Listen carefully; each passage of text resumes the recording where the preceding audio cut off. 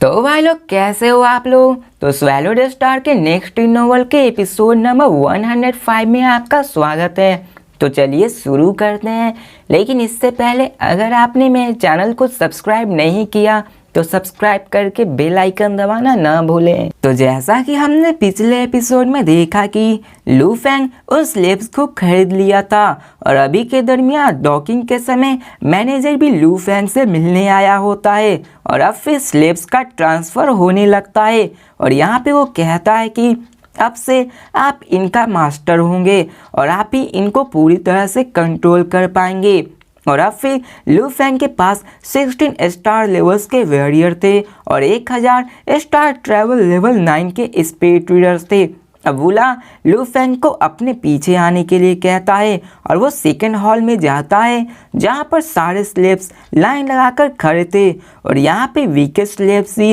Level 9 का था और वो भी लू फेंग से ज़्यादा स्ट्रॉन्ग था। अब यहाँ पे इतने सारे स्लेब्स को प्रोसेस करने में थोड़ा सा टाइम लगने वाला था और फिर करीब 12 मिनट बाद वो सारे लू फेंग के कंट्रोल में आ जाते हैं और सारे स्लेब्स अपने मास्टर को पहचान जाते हैं और वो लू फेंग के सामने झुकते हैं और इसके बाद लू फेंग उन्हें पैसे ट्रांसफ़र कर देता है और यहाँ पे उनका डील हो जाता है। और यहीं पे वुला कहता है कि अगर आपको कोई और बिजनेस करना है तो आप हमसे वर्चुअल स्पेस में कांटेक्ट कर सकते हैं। और अब फिर लू फेंग उन सारे 1016 स्लेब्स को ले लेता है और वो उन सबको फॉलो करने के लिए कहता है और यहाँ पे कुछ स्लेब्स आपस में डिस्कस करते हैं कि हमारे न्यू मास्टर को चेंज करना बहुत ही हेडेक है और ऐसा लगता है कि हमारे मास्टर एक बड़े बैकग्राउंड से हैं और शायद इसके बाद हमारी लाइफ शायद ठीक हो जाएगी। अब फिर हमें उन चिप्स के बारे में बताया जाता है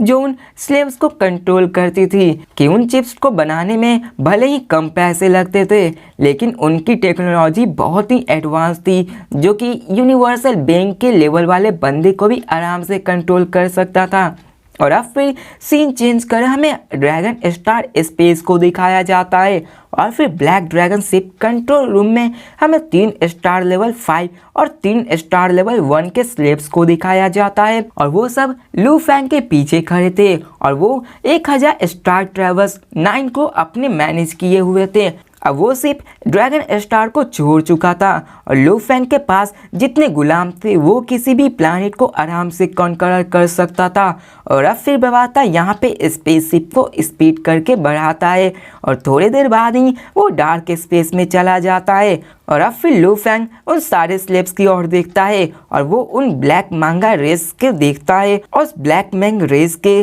लोग बहुत ही हैंडसम हुआ करते थे और वो सब धरती वालों के जैसे ही लुक्स में सिमिलर भी लगते हैं। और अब फिर लू फेंग उस स्टार लेवल 7 के ब्लैक मंगोलियन को कहता है और उससे उसका नाम पूछता है। अब वो अपना नाम बोलता है और वहाँ पे उसका नाम ट्रांसलेट होके आता है जो कि बहुत ही अजीब और लंबा है। तो आप लोग को हिंट में मैं बता देता हूँ कि आप आंख बंद करके कीबोर्ड पे 5 सेकंड तक टाइप कर देना, वैसा ही उनका नाम है। अब लू फेंग उनके नाम को सुनकर चुप हो जाता है क्योंकि उनके नाम बहुत बड़े थे और बहुत ही अजीब थे और वह कहता है कि मैं तुम्हारा नया नाम देता हूँ और वो उन सबको मैंग 1 2 3 4 5 6 रख देता है। और अब फिर इसके बाद वो उन सबको कैबिन में जाके रेस्ट करने को बोलता है और यहाँ पे फिर उनके जाने के बाद लू फेंग बवाता को वर्चुअल यूनिवर्स नेटवर्क में कनेक्ट करने के लिए बोलता है। और अब फिर हमें सीन चेंज कर वर्चुअल यूनिवर्स वर्ल्ड को दिखाया जाता है जहाँ पे ब्लैक ड्रैगन माउंटेन्स का सीन होता है और वहाँ पे बहुत ज़्यादा भीड़ होती है और उसी के बीच लू फेंग वहाँ आता है और लू फेंग जैसे ही इस वर्चुअल यूनिवर्स में एंटर करता है उसके कंधे पे एक डेमन बैठा हुआ होता है, एक एआई ही, और वो आते ही कहता है कि हमने आपके यूनिवर्स गैलेक्सी बैंक अकाउंट को डिस्कवर किया है, क्या आप उसे यहाँ जोड़ना चाहते हैं। तो लू फेंग इसकी इजाज़त दे देता है और इसके बाद यूनिवर्स गैलेक्सी बैंक अकाउंट लू फेंग के सोल इम्प्रिंट से जुड़ जाता है। अब यहाँ पे लू फेंग एक बार में बैठ जाता है और बबाता को अपने काम करने के लिए कहता है और यहाँ पे बबाता 30,000 लाइट ईयर दूर एक प्लैनेट को देखता है जो कि उसके सेकंड बेस को बना सकते थे। अब लू फेंग एक फर्स्ट बेस था जो कि ऑब्वियसली अर्थ ही था और अब फिर लू फेंग उसे अर्थ के पास वाले प्लैनेट को डिस्कवर करने को बोलता है ताकि वो उस पर जल्दी जा सके और वो सस्ता भी होना चाहिए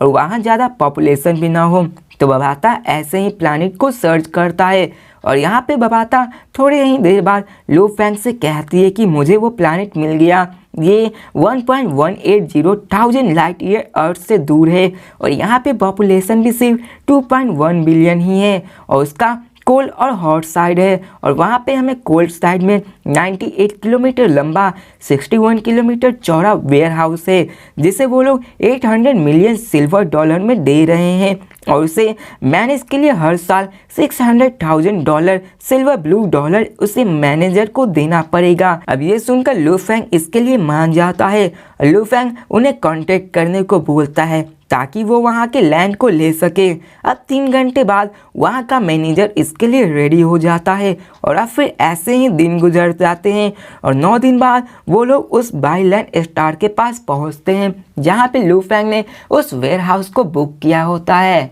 और अब फिर लू फेंग मुस्कुराता है क्योंकि बाईलैंड सन ज़्यादा दूर नहीं था और उसे अर्थ से यहाँ आने में सिर्फ एक ही दिन का टाइम लगेगा और ये उसके लिए अच्छा भी था। अब फिर बाईलैंड स्टार प्लैनेट का सीन दिखाया जाता है जहाँ पर एक सिल्वर व्हाइट शिप पार्क था और वहाँ पर कई सारे लोग थे और साथ में ब्यूरो चीफ भी थे और वो लोग ब्यूरो चीफ से कहते हैं कि हम लोग आधे दिन से उनका इंतज़ार कर रहे हैं, वो लोग कब आएंगे। और वहीं पे एक 10 वर्कर्स भी थे जो उन वेयर हाउस को भी बना दिए थे और एक ओल्ड मैन ब्यूरो चीफ से कहता है कि जबकि हमने पैसे मिल ही गए हैं और हमने उनका वेयर हाउस भी बना लिया है तो हम वेट क्यों कर रहे हैं। तो ब्यूरो चीफ गुस्से में होते हुए कहता है कि तुम सब बेवकूफ़ हो और वो कहता है कि मैं तुम सबको ये बात बाद में बताने वाला था लेकिन लगता है कि मुझे ये बताना ही होगा। और वो कहता है कि क्या तुम सब जानते हो जब मैंने वर्चुअल यूनिवर्स नेटवर्क में था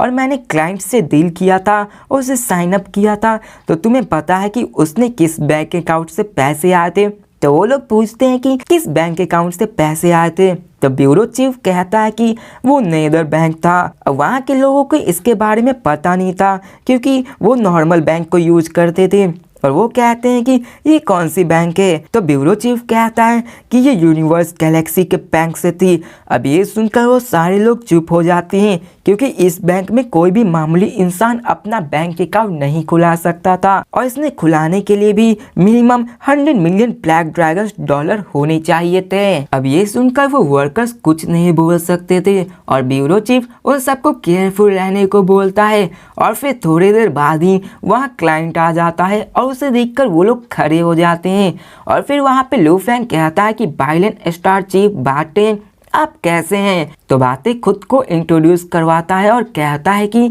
मैं वेयर हाउस के बाहर हूँ जहाँ पे आपने खरीदा हुआ है इस वेयर हाउस को। अब लू फेंग वहाँ पे आ जाता है और वहाँ पे उस प्लैनेट के 18 अपर लेवल ऑफिशियल लू फेंग के स्वागत करने आए हुए थे। अब वहाँ पे लू फेंग का शिप को आते हुए देखकर वो लोग आपस में डिस्कशन करने लगते हैं कि आखिर ये कितना महंगा होगा और तभी उनमें से एक बोलता है कि ये तो ब्लैक माउंटेन एक सीरीज है, ये तो पूरा ब्लैक कलर का है और वो कहता है कि इसका सस्ता मॉडल भी 600 मिलियन ब्लैक ड्रैगन डॉलर की है और महंगा तो 10 बिलियन तक पहुंच जाता है और उससे भी ज़्यादा और ये सिर्फ तो प्योर ब्लैक से बना हुआ है। ये सुनकर वो सारे लोग शॉक हो जाते हैं क्योंकि इस शिप को ब्लैक ड्रैगन माउंटेन के भी अफोर्ड नहीं कर सकते थे। अब फिर शिप का केबिन ओपन होता है और वहाँ पे सारे वॉरियर्स बाहर निकलने लगते हैं। अब वो सारे स्टार ट्रैवल लेवल 9 के स्पीड रीडर थे और वो उन सबको देखकर वो सारे लोग शॉक होते हैं और कहते हैं कि